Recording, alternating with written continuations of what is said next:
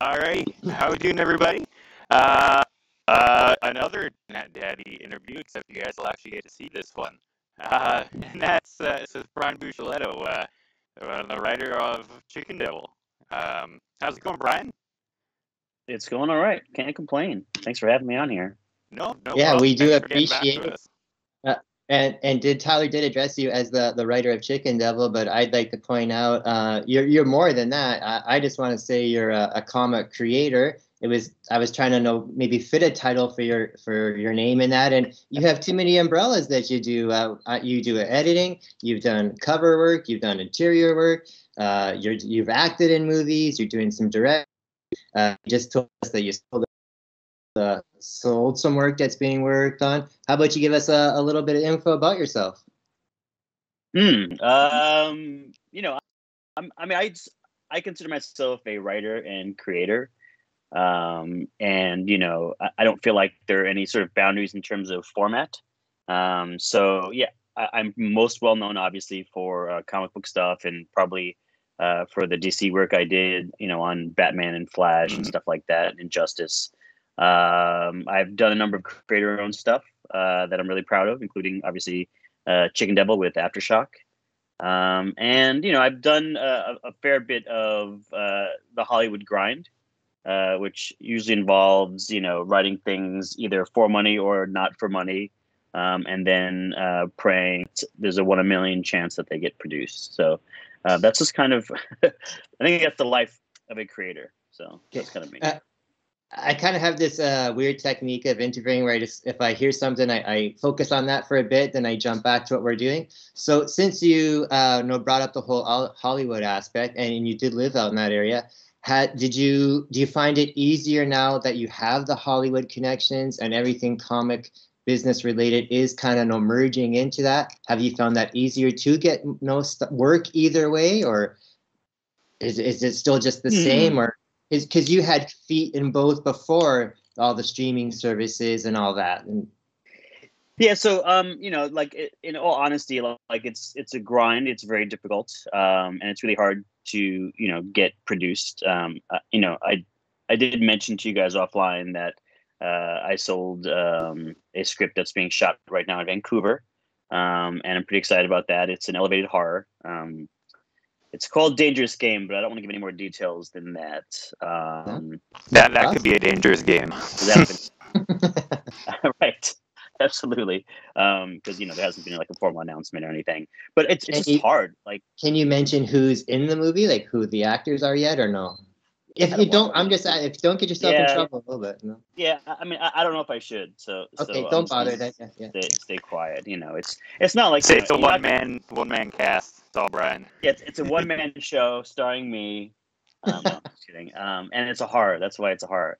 But yeah, I mean, I guess in answer to your question, it's easier now for comic creators to try and make their mark in Hollywood. I think when I first started, even 5-6 years ago, which I had been writing for a little while by then, comic artists excite executives and make people feel like, oh wow, you're a creator. But at the end of the day, it's always a hard sell to let the people who created the thing write the thing.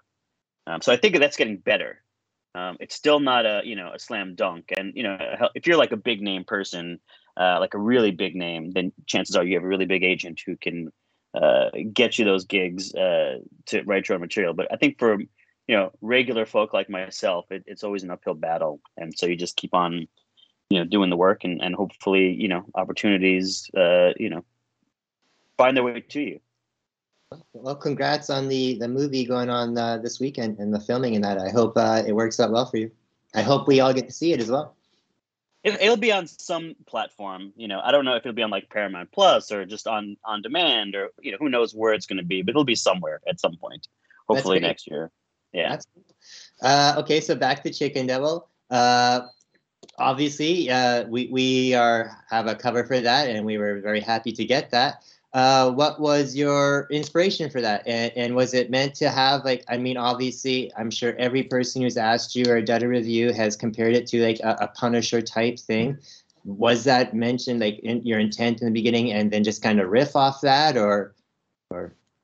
100%. It was my attempt to take a trope in comics and film. I mean, not just Punisher, but like, you know, John Wick or Taken or any of the revenge sort of genres. Or that Nobody movie right now. Right. So yeah, even the movie Nobody, like he was a badass who knew how to kill. So like the idea for me, or the initial thing that got me interested in doing it was the idea that, you know, like revenge things are super popular, but like in reality, like what would happen if someone like killed everyone that I loved?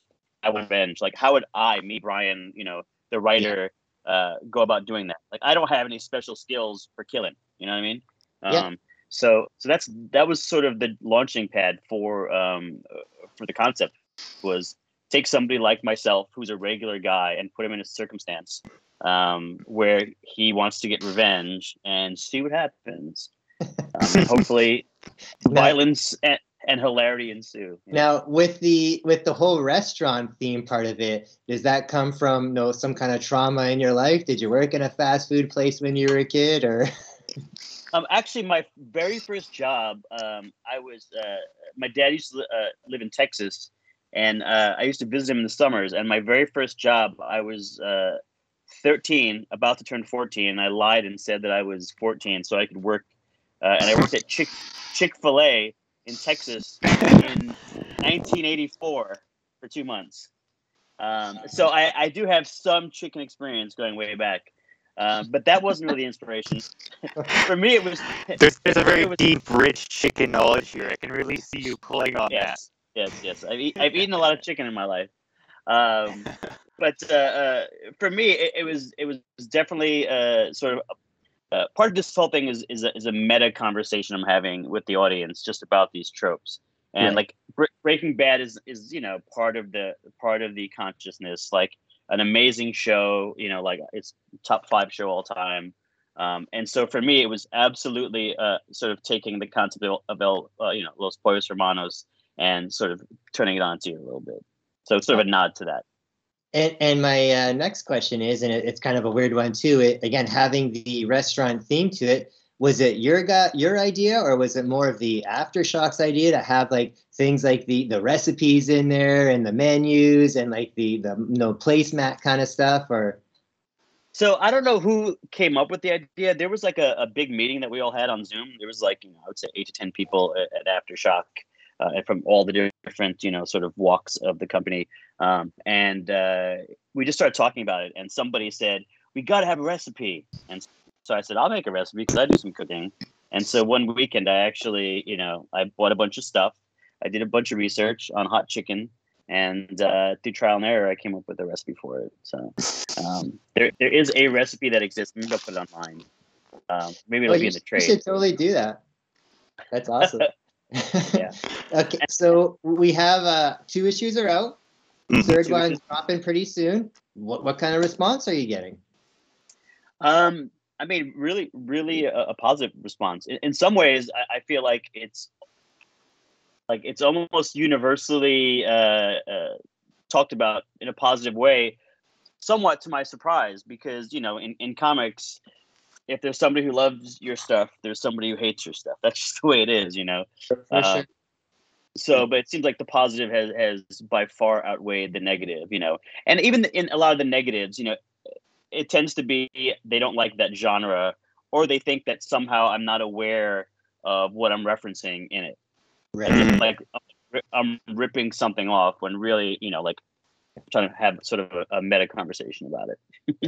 That's a thing that every artist has to go through, no matter what the field, is that somebody who is paying you or wanting your stuff knows more than you, right? So okay, I mean, I get it. I mean, like comic fans are, you know, they're super loyal, they're super like excited about stuff, and even when they're negative, like it usually comes from like this deep sense of ownership of the material, you know. And I think part of that is just the culture of comic books, because it's a very solitary experience, right? Like you don't share the reading experience with anybody else. So you buy these things, and then like your magic, you know, from when you're a child on, like you invest in these worlds so deeply, they become a part of you. And so you own it. Like in some ways you own it. And so in a weird way, in this sort of social media driven world where everyone can have a voice and everyone supposedly, their voice has equal value, even if they're not experts. Like it gives you the platform to basically defend the things you love about it. And I don't think that's wrong. Like this is not the, but No. I understand that it's a thing that we have to sort of understand and sometimes contend with, as creators. Yeah. Well, when people are passionate about something, you can't turn it off, right? So if they're passionate about it in a positive way, they're going to be passionate about it in a negative way too, right? So. Right. Absolutely. All right, Ty, Yes. I've been talking a lot. Do you have a question you'd like to ask? Yeah, I think you're a little bit starstruck there.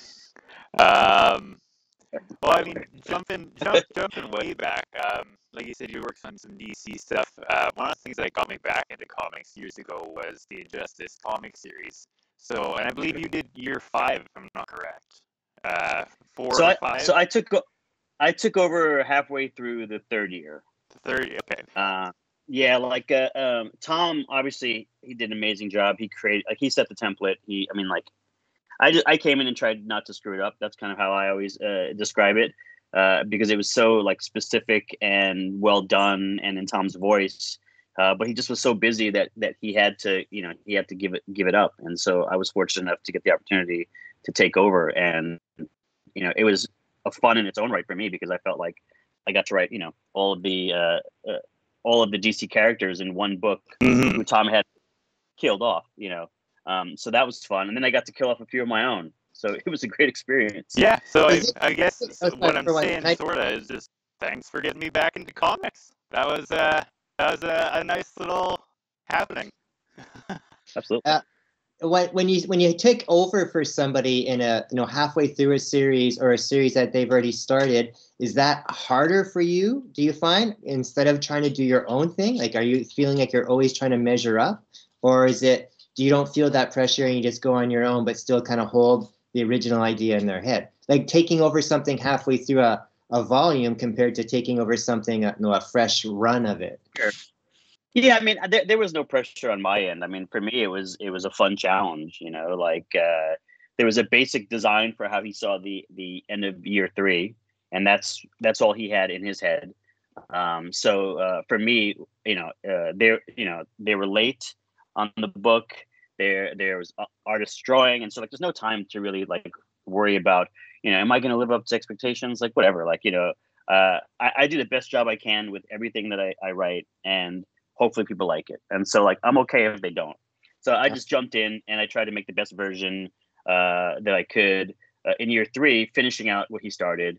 And then year 4, that challenge was, how do you take something like, Injustice was very specific in that we all know how it ends, because the series ends with the beginning of the game. Yeah. So like all those pieces have to be there at the very end. And so it's like, how do you find something interesting to talk about in that sort of 5-year period, from the opening cutscene of the death of Lois and Joker. Spoiler. How do you feel in those gaps? And so for me, year 4, I was like, well, what hasn't been talked about so far? And for me, like the gods angle, I was always a big fan of like, classic mythology and, like Greek mythology, Norse mythology. So I was like, let's do that. That like we have an entree with Wonder Woman. There's an opportunity to tell a different side of the story. And plus, let's be honest, like it's really hard to challenge Superman. He's kind of super. So, like how do you find ways to challenge Superman? And so that's what year 4 was. And then year 5 was really, like, how do we've done all this stuff.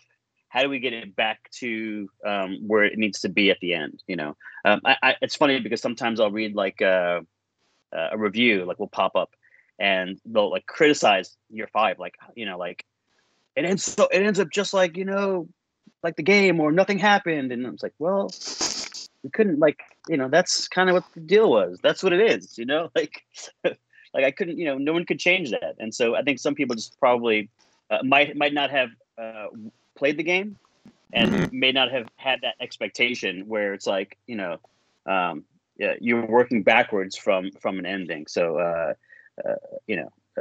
overall, it was a great experience. Like I really enjoyed my time on that, and I felt like I wrote enough of the issues that I was able to walk away thinking, that I did a good job and I enjoyed myself, and hopefully some people liked it. You can go, Ty. Well, so I guess a counterpoint to that, after working on someone else's, having that template, what's it like going on something like Chicken Devil that is totally brand new? Do you like having more of that freedom where you can just say, this is a fun idea, I'm just going to toss this out there and see what sticks? Yeah, I think there's different types of writers. I can only speak for myself, and I'd always much rather work on something that I've created the world for.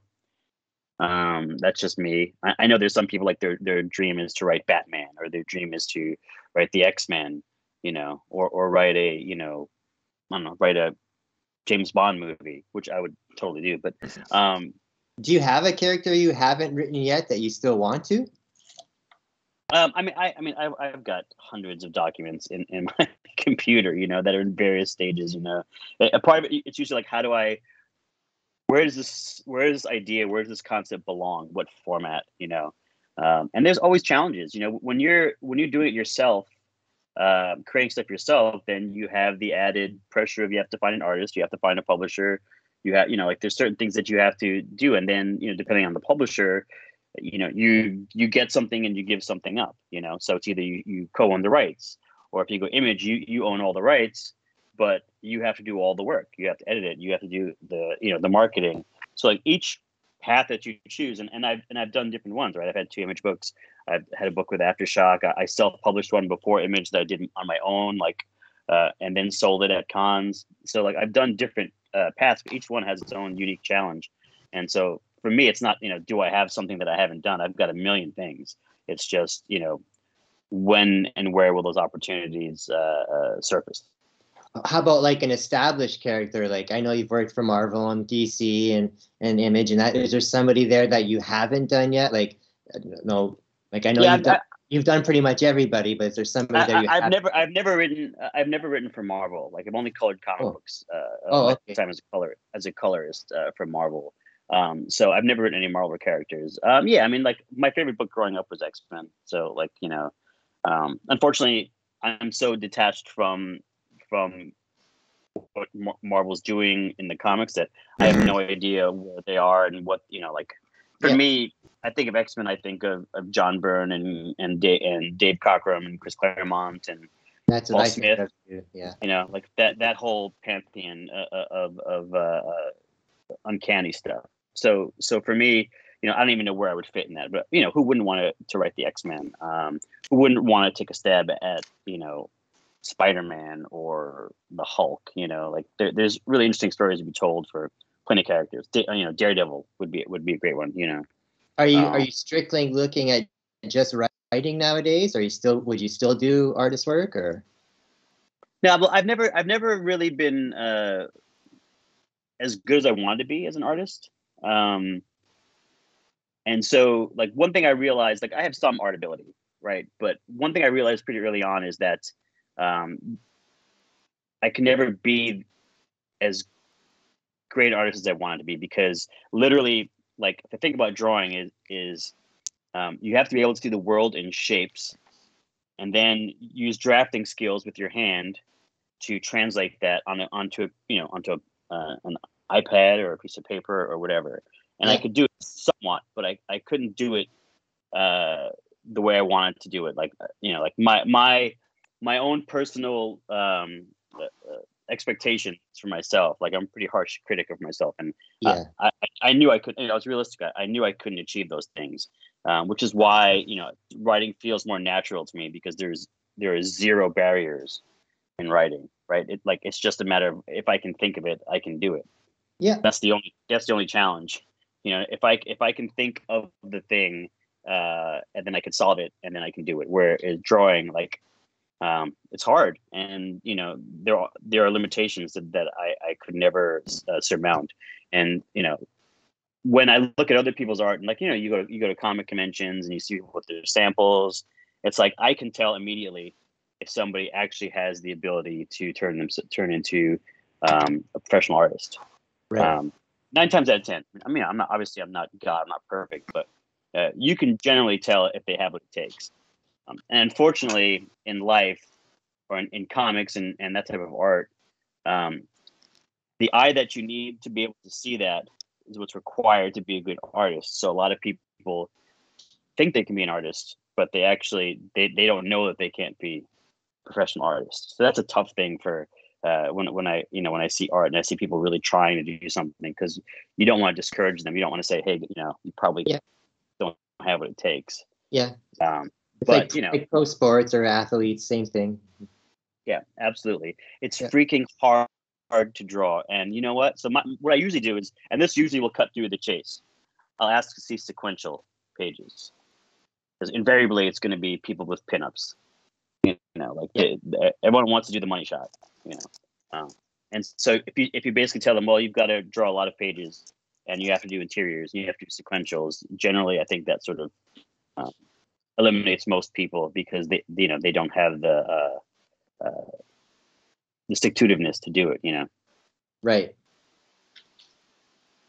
Very cool. What is besides the Chicken Devil going on and your movie going on? Do you got other stuff in the works? Like, do you have another book that's coming out, or are you shopping around, or? I have some pitches into different people. I'm working on something. I'm always working on a few different things. I'm working on something with my buddy Kyle Higgins. We have to find the time to actually execute it. I wrote a book for Legendary. It's a graphic novel. It was announced. It's called Head Wounds. Is basically working with these two writers from outside of comics and their buddy Oscar Isaac. So it was like a whole really cool experience working with Legendary and Oscar and John and Bob. And basically they needed somebody who understood the medium to take, all these ideas and all these things they developed and turn it into a cohesive graphic novel. And Christian Ward did the art. It looks phenomenal. Like, it looks really, really good. And that's supposed to come out next year. Next year, in like 2022 or 2023? Yeah, absolutely. Yeah, the art's all done. So it's going to come out in 2022. And then I'm working on something with Valiant that I don't think has been announced yet, so I couldn't tell you what it is. Okay. And just beyond that, it's just the usual hustle of pitching things and seeing what sticks where. Do you have you had people kind of approaching you a little bit, or any kind of rumors of streaming services or anything like that in the Chicken Devil book? Because I know for myself that when I read it, I see that transferring over pretty easy. Well, and even on our show, people have said that they could see this translating super easily. Yeah, so when you were Aftershock handles all that, so I know they're talking to people. I know they're doing the thing that companies do when they try to expose their material and their IP to the marketplace. So I know that things are in the works. I don't have any updates or anything, but I do know that there are people out there who have some degree of interest. And if a deal gets made, a deal gets made. But that'd be really cool if they did. And my casting choice. Do you get my casting choice? Oh, okay. Yeah, say and stuff. Like, do you get, like you said, casting choice, or no? I get no say. I get no say in it. I own half of it, so I would participate in the profit. Okay. But I don't get any say in anything unless they want to hire me as a writer, which I would hope that I would have that opportunity. Like, that would be huge for me to be able to be a part of the next step. But there's no guarantees. So but my who casting do you see choice, as Mitch? Who's Mitch? Jake Johnson. Okay. Oh, yeah. Yeah. I could totally see that. That's who I would do. I mean, the visual character is a little more Oscar Isaac, but like he's doing so many cool things. Like Moon Knight. I'm trying to be realistic. I think he might be aiming too high for Oscar, even though I have talked to him. Do you think if it were going to screen, do you see that exact same like Chicken Devil mascot costume, or do you think there'd be some kind of alterations? I mean, it all depends on who's in charge. Like I think there's more of a chance of it being true to the comic than maybe 5-10 years ago. Yeah. But there may be even a better version of it. You know what I mean? Like I did my own concept designs that I gave to Hayden, and then he did his own thing. Sort of riffing off of I don't even know if he took any of what I did in his design, because like what he ended up with was so iconic that like it's freaking cool. But there could be another version that's just as interesting. Being a comic book nerd guy, what would be more of and not thinking financially, but what would hit you more in the feelings there? A Chicken movie or Chicken Devil movie first, or a Chicken Devil action figure line? Definitely movie. Oh, Definitely okay. movie. I gotta say, I Like- do like- love like- that cover that Scott Chicken Devil action figure. I've yet to track that one down. That's a pretty cool one. Yeah, that's a really good one. Because I think like movies are really close to my heart. Like I love going to movies. So seeing Chicken Devil on the big screen would be huge. Even if it was on the a TV show, it would still For be sure. huge. That's awesome. Well, I don't want to take too much of your time because me and Tyler have a way of talking forever, just bouncing back and forth. But is there, Tyler, anything you would like to say more? Well, yeah, I mean, in the vein of talking about future Chicken Devil, what do you see for like the Chicken Devil comic going forward beyond the issue 4, if anything? I definitely see another volume. I don't think anything's official yet, but I feel like odds are way in favor of there being a second volume. So, unfortunately, I can't until you gotta blink twice if you can say anything. Yeah, I mean, there's nothing like official, but I have worked out what the second volume is, and we are encouraged by the sales.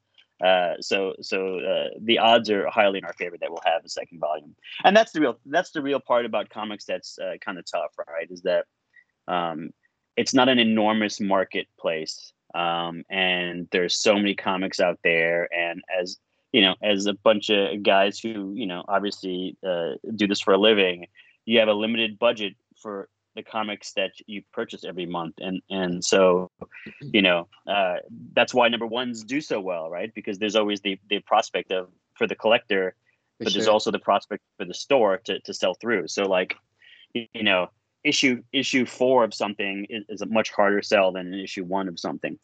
Right. So it's like those are realities, but the sales we've gotten so far are encouraging, so don't be surprised if they announce a second volume at some point. Fingers don't crossed. be surprised if when they announce it, we try and get a cover with you again. So absolutely, yeah. I do think that if we do a second volume, I want to call it Chicken Devils with an S. That's the only spoiler. Ooh. Oh, okay. That sounds good. Like a Robin. Hey, you never know. You never know. That's awesome. Could be like a foghorn leghorn type deal. I say, boy. Before we go ahead. Sorry. No, I was commenting on Chicken Hawk. I don't think that he's PC anymore. I don't think you can really do the foghorn leghorn anymore. There's not much you can do nowadays. Was there anything you'd like to say before we sign off on that? Anything you want to point out or draw attention to, or where can people find you and all that stuff? I mean, I'm on Twitter. I'm on Facebook and Twitter. Brian Buccellato is generally how you can find me. Booch phonetically. So I will say one thing. So when you introduce me, I have to then now correct you on what the proper pronunciation of my last name is. I was going to ask you about it, and I'm so sorry. It's okay. Most people don't get it right the first time. It's Buccellato. So it's like Buccellato? Okay. Bucce, and then a lot o. Buccellato. Okay. Because I work with Italians. I'm a hairdresser, and I even asked them to see if I was pronouncing it right, and they said I was. So I do apologize. So. No, don't worry about it. Don't worry about it. It's not the first time. Definitely won't be the last. Awesome. Well, I'm glad I didn't offend you. But no, I don't have any. Awesome. I don't have anything else to add. I mean, I appreciate you guys having me on. So I appreciate you making time. I've enjoyed this a lot, and hopefully we can do it again. Sounds good. I'm around. Awesome. Tyler, you Alright. sign off, and you stick around for a second. I want to talk to you for a second too, if that's all right. All right. Perfect. Awesome. Well, there we go. That's our half-hour interview with Brian Buccellato. We'll see everyone again later. Thanks, guys. See you later.